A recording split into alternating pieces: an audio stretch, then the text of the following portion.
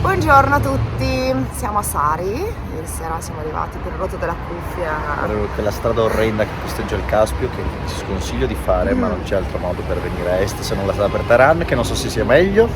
È un caldo umido orrendo. Schifoso, che vedremo di lasciarci alle spalle tra circa 100 km. E poi andiamo verso Gorgan e Gomba de Cabus e nuove storie ci attendono. State con noi.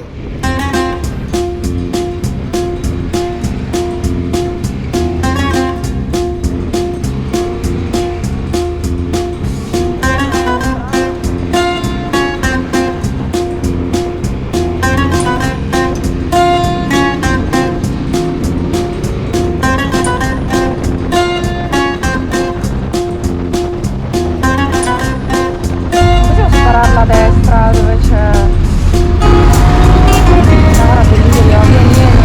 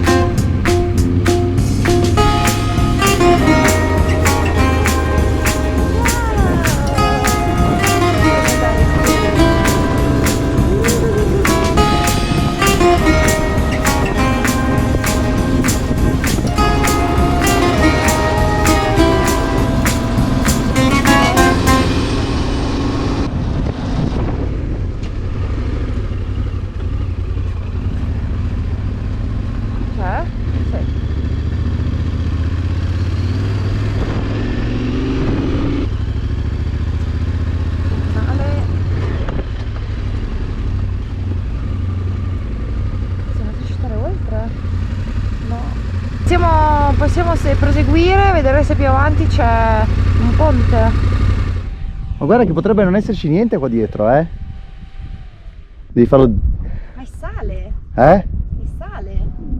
Tu fallo di corsa. Corri, corri, corri.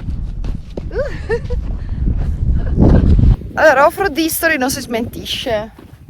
Le moto sono dietro, siamo nel mezzo del nulla. Cosa stiamo cercando, Amedeo? Il forte numero 30 del grande muro di Gorgan, praticamente la seconda fortificazione più grande dell'antichità dopo la muraglia cinese, però di cui non rimane niente.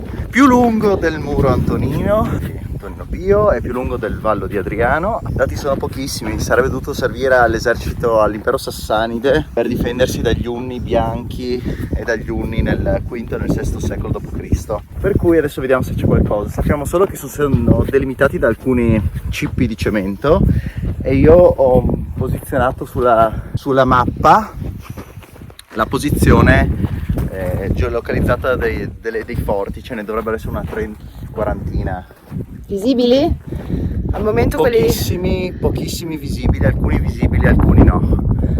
Tipo questo potenzialmente sarà sotto questo saliente. Questo avvallamento di terra. No, non è un avvallamento, è proprio è tipo una micro collinetta. Siamo esattamente sopra, anche la mappa me lo segna perché ho comunque il perimetro. Quindi non c'è niente e adesso andiamo alla ricerca del numero 29.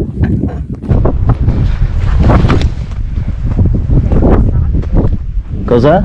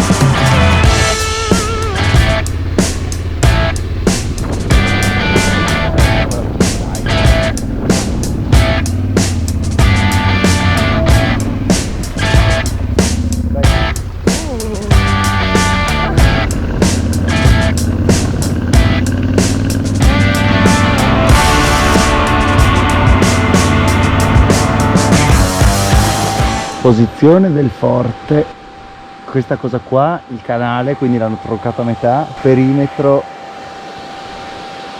questo qua, questo lì, questa roba qua della Francesca, bene qua sotto. Qua ci doveva essere una torre.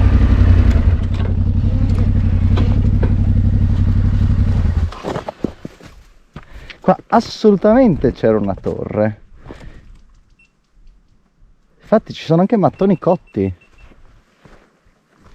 Fine. Torre, muro, lì dove ci sono i cippi, dove c'è Francesca, dove c'è quella specie di asino.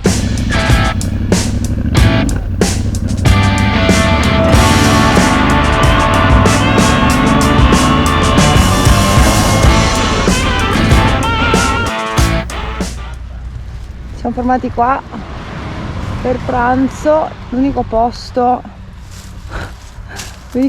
all'ombra che abbiamo trovato lungo la strada, ci siamo proprio infilati qua dentro.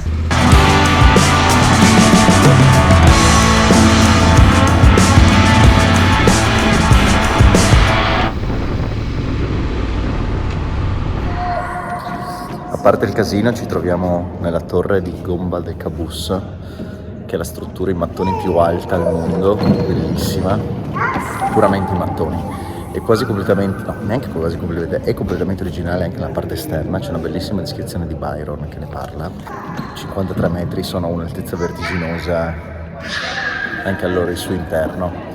E pensate che questa torre ha 1016 anni, perché è stata fatta nel 1006 e c'è l'iscrizione fuori che riporta l'anno di costruzione rispetto all'Egira, sia dal punto di vista solare che dal punto di vista lunare, quindi è datata correttamente. L'eco è pazzesco, adesso vi facciamo vedere il soffitto.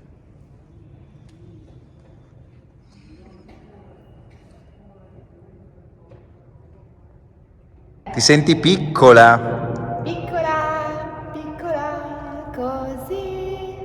Allora, questo doveva essere teoricamente una tomba, ma è l'unica cosa che è rimasta della città di Gorgan, che adesso si è spostata dopo che i mongoli e i timuridi hanno distrutto tutto. E dietro di me vedete la torre.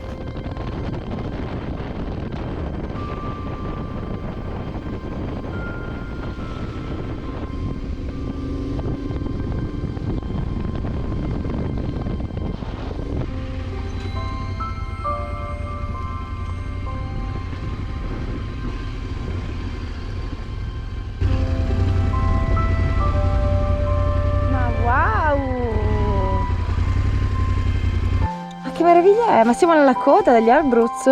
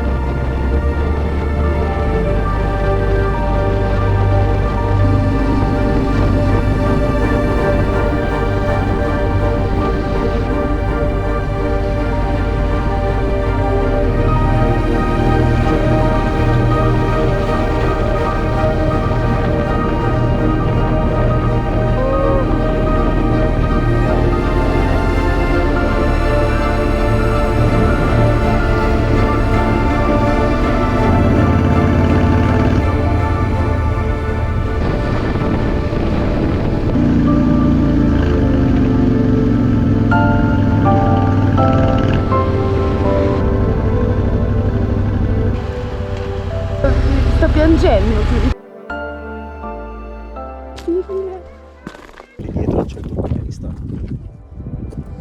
Dai fondo? Io sono emozionata.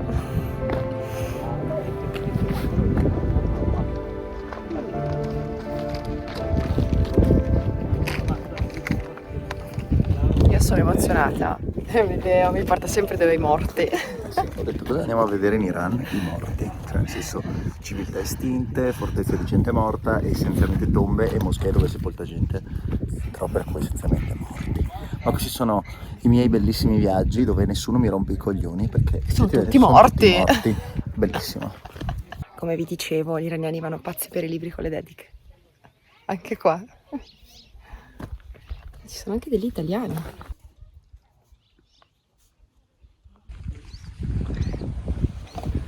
Cosa c'è di là, hai detto? So che sembra assurdo, ma di là c'è il cimitero con delle lapidi a forma di pene, ma volutamente. Madonna, come parli Qualcuno forbito, tutto d'un tratto. Sì, a forma di cazzo. Ecco. Dicono che è un cimitero prettamente femminile, di donne nubili. Che porta bene, che porta magari. bene, forse. Porta il pisello, porta lo sposo. Almeno nell'aldilà, però. Ma come nell'aldilà, scusa? Sono morto, il cazzo di cimitero, non è che se ne rompicavano da vive. Quelle vive vanno là e sperano di avere il No, è così, pisello. è così.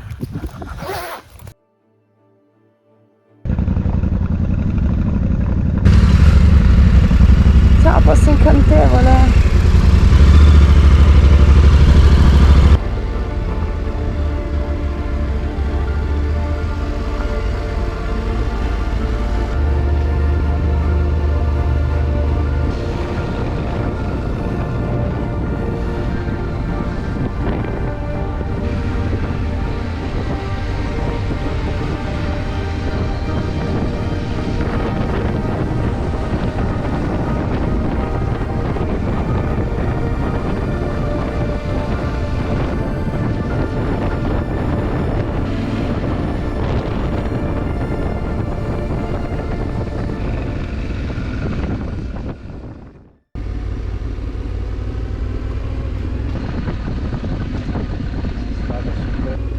Ma si va proprio nel fiume.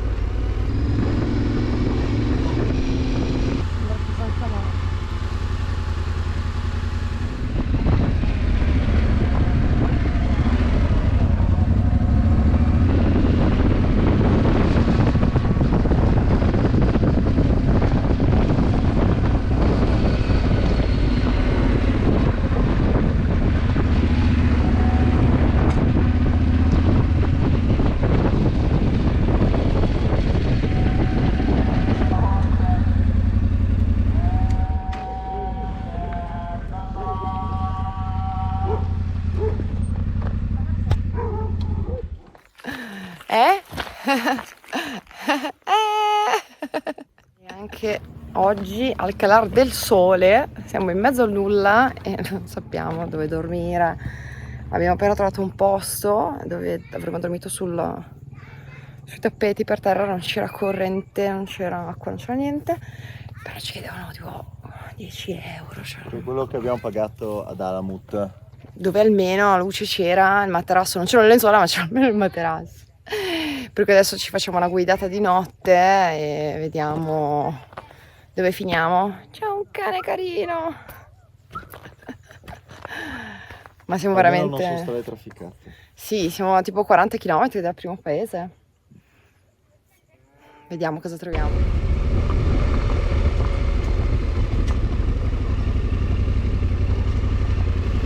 Alla fine ci hanno ripensato e ci hanno 5 euro. fatto il prezzo corretto. $5. No, quella era una scena di Full Metal Jacket. Esatto. $5. Me sucky. Me love you too much. $5 is all my mom allows me to spend. Comunque dormiremo qua, ecco la luce va e viene, comunque abbiamo... Secondo me non si vede già niente. Dormiamo su questo tappeto, ci hanno dato 2 cuscini, questa è la stanza, spartana ma bella, ci piace, questo sto scaricando i video della giornata, sono 77.000 gradi, però va bene. Per fortuna che qualche giorno fa avevamo comprato delle scorte tipo tonno e dei fagioli al pomodoro in scatola, non lo so, che adesso proveremo, sarà la nostra cena. No, Fagioli e funghi. Gnam gnam. Abbiamo preso anche tipo delle briochine, qualche dolce, biscotto, domani mattina quello sarà la nostra colazione. Bagno esterno, il solito pulitissimo. buco. Sì. Niente doccia questa sera, quindi 2 bei caproni. A quanto pare si sono accese le batterie. Ecco qua, siamo tutti a cena.